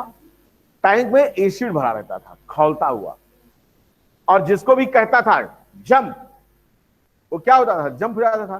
फिर उसमें उसका क्या तैरता नजर आता था? कंकाल। तो कहीं साहब ऐसे ही मैंने कहा जंप, इसको मैंने क्या कहा? जंप। ये कूद जाएंगे। कहां कूदेंगे?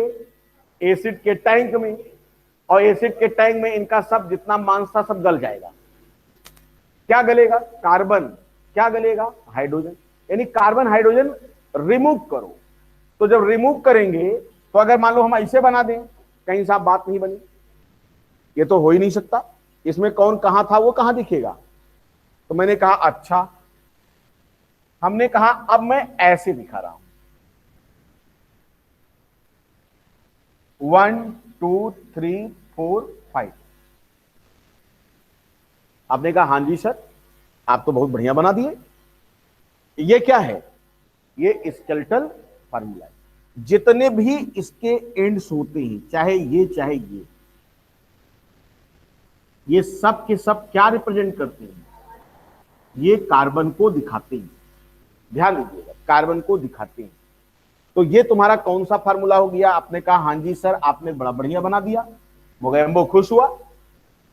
आपने कहा मोगेम्बो खुश हुआ, ये बन गया। अब मैंने कहा मैं कुछ और भी आपको सिखाना चाहता हूं। कहीं साहब और क्या सिखाना चाहते हैं आप? हमने कहा आगे बढ़ो। जो सेम है उनको एक साथ करो, जो कॉन्जिक्यूटिव है। कॉन्जिक्यूटिव मतलब क्रम से। ये भी सेम थे, ये भी सेम थे, ये भी CH3 ये भी CH3, लेकिन दोनों दूर दूर थे।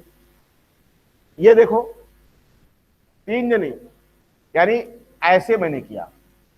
हमने कहा जो सेम है उनको ब्रैकेट में बंद करो।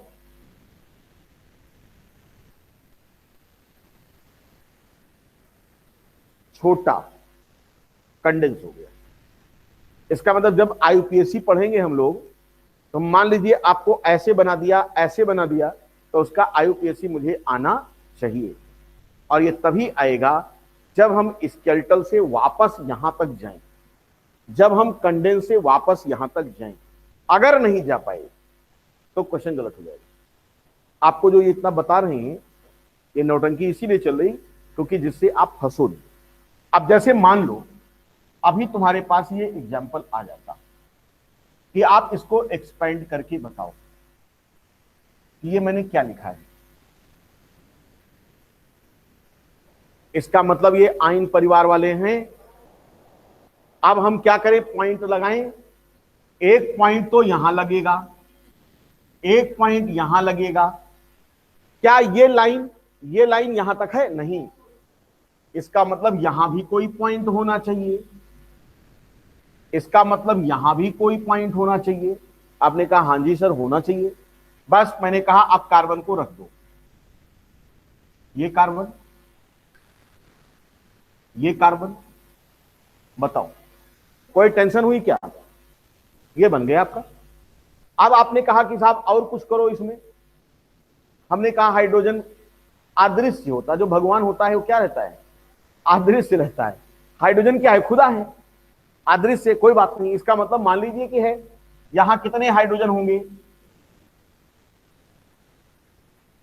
यहां बोलो, क्यों, 3 और 1 4, 3 बैलेंसी इधर और 1 इधर, इधर बोलो, यहां बोलो,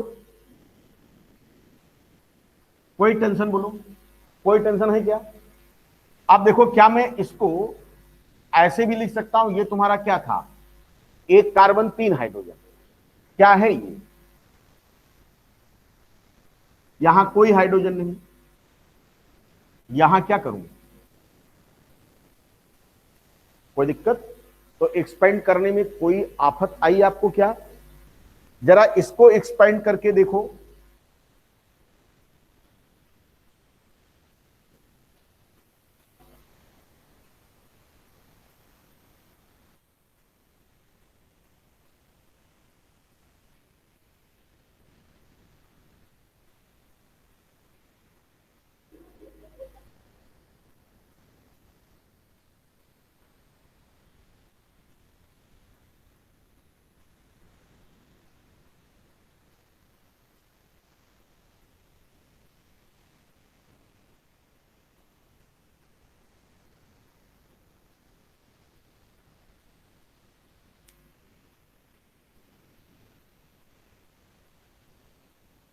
कर लिया होगा।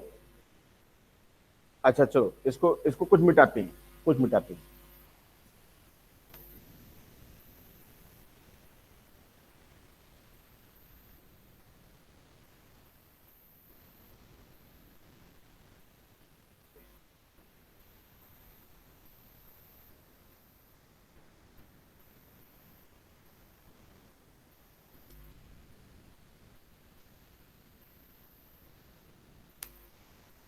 आप क्या करेंगे इसके लिए बताओ,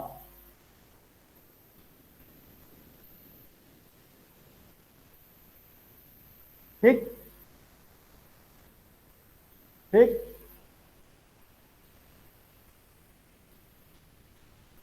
क्लियर। अब एक चेन आप ऐसे पकड़ लो पहले, ये क्या होगा, ये वाला, ये क्या होगा,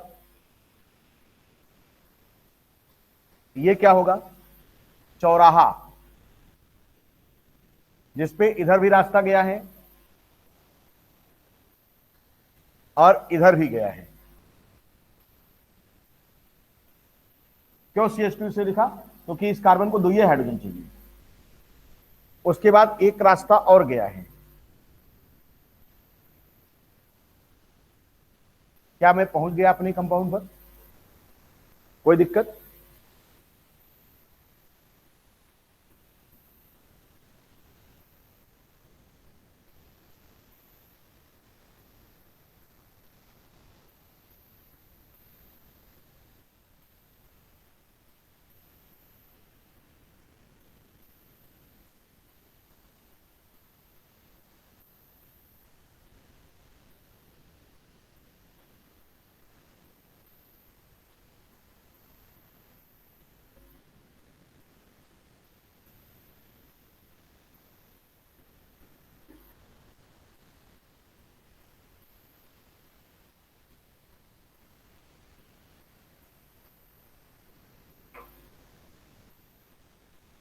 अब बताओ क्या है, होएगा, हाँ, अब बताओ क्या बनेगा, ये दिल घायल है, क्या होना चाहिए, चेक इट,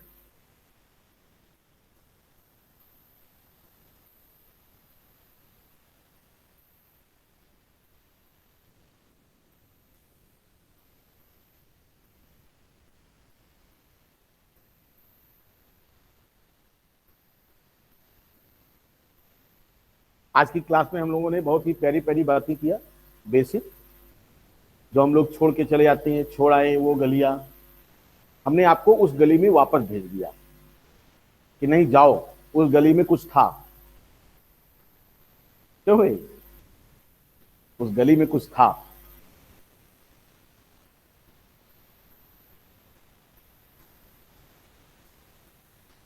केमिस्ट्री को बिल्कुल ड्रामेटिक तरीके से पढ़िए, कभी नहीं भूलेगी, नेवर। और जिसने केमिस्ट्री को केमिस्ट्री की तरह पढ़ा उसको केमिस्ट्री कभी आएगी।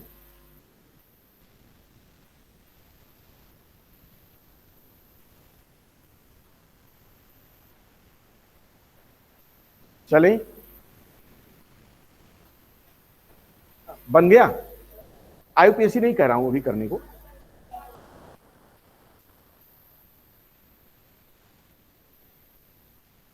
चलो आओ देखते हैं, आओ करके देखें। जैसे छोटी क्लास में नहीं होता था आओ करके सीखें, आओ करके देखें।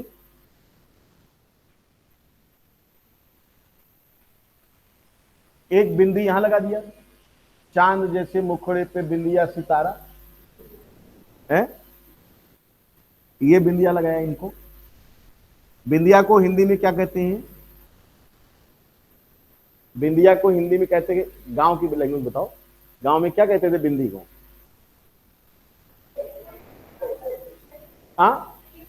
हाँ टिकुली। हाई टिकुली है, ठीक है ना? भाई मिश्रा जी गोरखपुर के है ना, इसलिए वहां टिकुली। एक गाना कोई है गोरखपुर का, कौन सा गाना बताओ, कौन सा गाना है टिकुली पर गोरखपुर का? ए यार क्या जानते हो तुम लोग? गाना नहीं था नीक लागे टिकुलिया गोरखपुर के? तो गोरखपुर की जो टिकुली होती है बड़ी अच्छी लगती है। अभी मैं कभी ला नहीं पाया, आप ला देना यार। यहां लगाया, और कहां लगाऊं? क्लियर? और कहां लगाऊं? देखिए दिल को पार करना है तो टिकुली बहुत लगानी पड़ेगी। और कहां लगाऊं? और कहां लगाऊं? और कहां लगाऊं? बस बन गया। इनको पकड़ो, 3। अभी भूलो उनको सबको, ऐसे घुमाए के लाओ, सीधा कर दे। चलो तुम्हारी बात मान लेते हैं। मान लिया, मान लिया। और कहां चलें?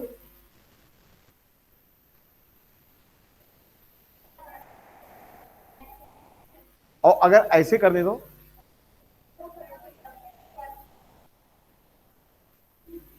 ऐसे कर दें, ऐसे। अच्छा, अच्छा लगे, खूबसूरती का आपने ध्यान दिया है।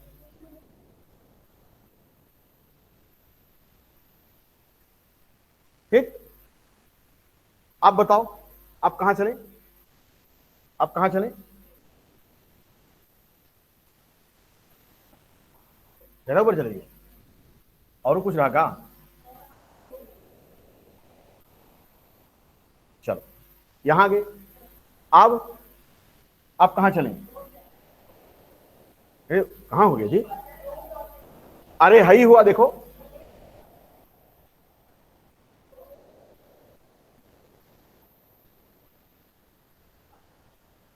पांच है। इसका मतलब, इसका मतलब, इसका मतलब ये देखो कितना खूबसूरत निकल के आया। खोदा पहाड़ निकली चुहिया। आप कहां चले? कहां चले? इधर आए। क्या मिला? ये मिला। और क्या मिला? ये मिला। और क्या मिला? ये मिला। अब उसके बाद, अब उसके बाद कहां गया था?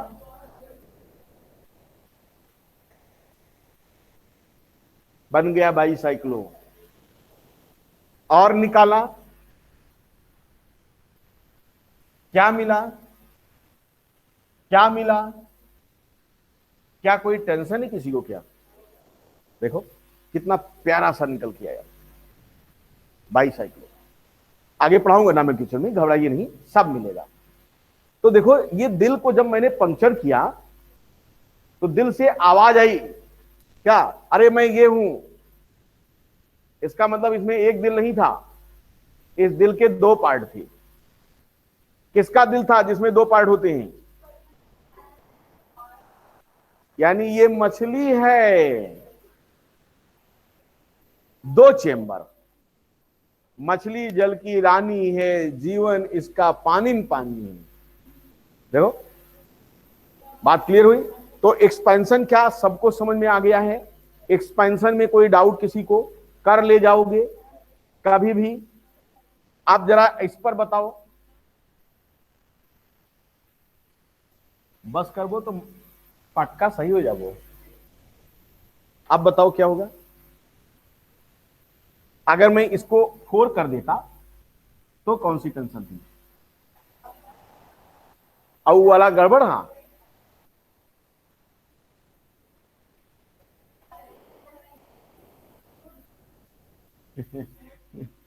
इसका मतलब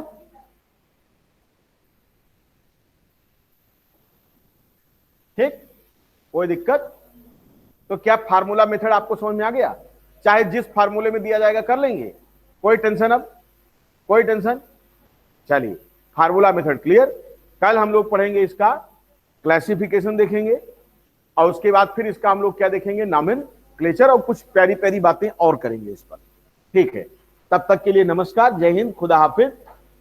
बच्चों ये वीडियो मैं लोड करूंगा, घबराना नहीं है आपको। Yes sir. हाँ जी सर ये पूछ रहा है सर, अब से सुबह ऑर्गेनिक चलेगी ना? हाँ बेटा। सर अब से सुबह ऑर्गेनिक केमिस्ट्री चलेगी? क्या चीज कह रहे हो?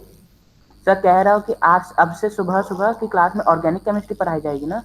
हाँ ऑर्गेनिक, और शाम में chemical bonding. Yes sir, okay sir.